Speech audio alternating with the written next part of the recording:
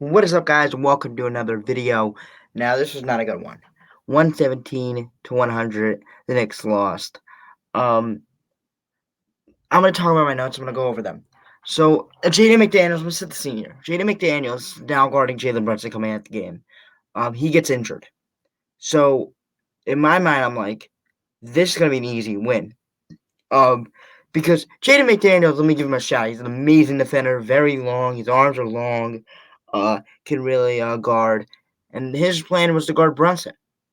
But then you have Nikhil Alexander Walker come out there. And I'm like, oh, this can be a cakewalk. But let me shout out him. He played great. And I'm here as a Knicks fan. I'm saying he played great here. I mean, he defended. Maybe he should have hit more shots, but that's whatever. He did his best on Brunson. Um, you know, tried his best, gave it his all. I don't really think it was going to have a difference. I think he played as good as what McDaniels would. I don't really think that was I really think he made up for it. Um, my second note is Grimes is useless. But let me make that nicer. I don't know about quitting Grimes in the starting lineup. I don't, and I think there's too much standing around. And I think yes, it's a great defense that we just played, but I think it just puts it in. I think it just puts it into more perspective. Um, that we just stand around too much, and in the starting unit, you need people who can cut off ball, and that's what Don DiVincenzo does. And I'm gonna gush about him for a little bit because I need to just talk about him. Yeah, the way he cuts off ball, the way he can help out Randall. There's a lot of freaking dribbling from Julius Randall. That can segue into my another note. Randall does way too much dribbling. But I don't feel like that would happen if Don DiVincenzo was able to cut down the lane. But Grimes is sometimes just way too much standing around. I don't know if that's just him. I don't know if that's just coaching. Um, but those Villanova guys are taught right. Those Villanova guys are taught to cut off ball and to get an open space. Not even just cut off ball. Not even just cut off ball to get to the paint. Cut off ball to get a wide open 3-point shot. Like, just be available after if your defender comes and doubles Randall or doubles Brunson. He's available. I kind of see a difference there with Grimes. Grimes, he's available, but he just doesn't cut back door. It doesn't create, like, if I'm going to the game against the Knicks and I'm looking at a starting lineup, I'm not looking at quitting Grimes a threat. And it makes it even worse that a guy doesn't move without the basketball.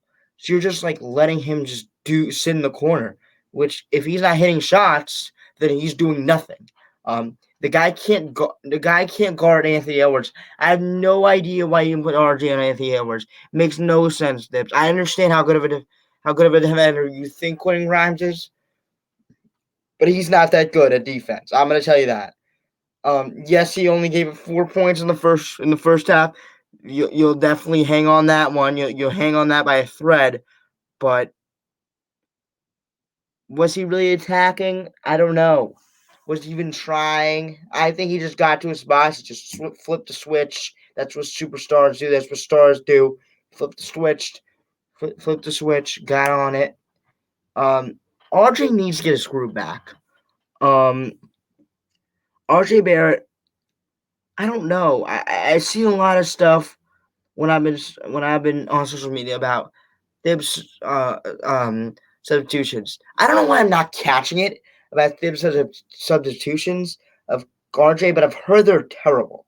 That could also be a thing, but I don't think it's a migraine. I think it's 21 minutes. Are you kidding me? I know it's a blow up, but still 21 minutes.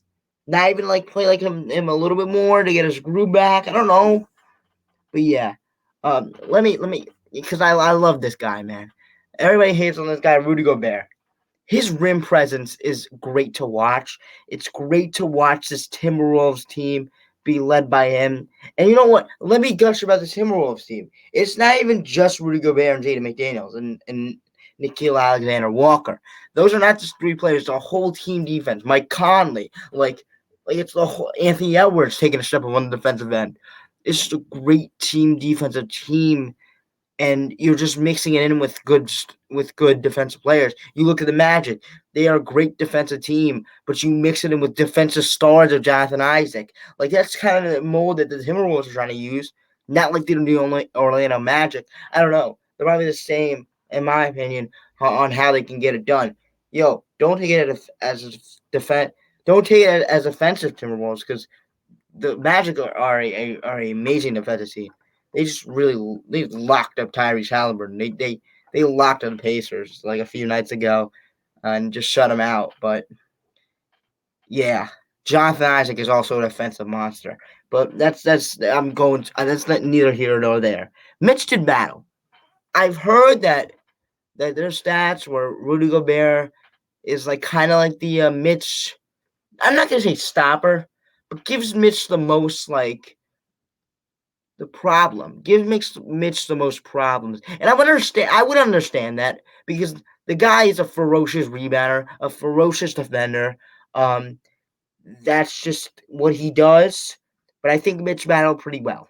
I think Mitch battled pretty well. Um, got his offensive rebounds, saved extra opportunities, but it doesn't really matter with your extra opportunities if the guys can hit shots.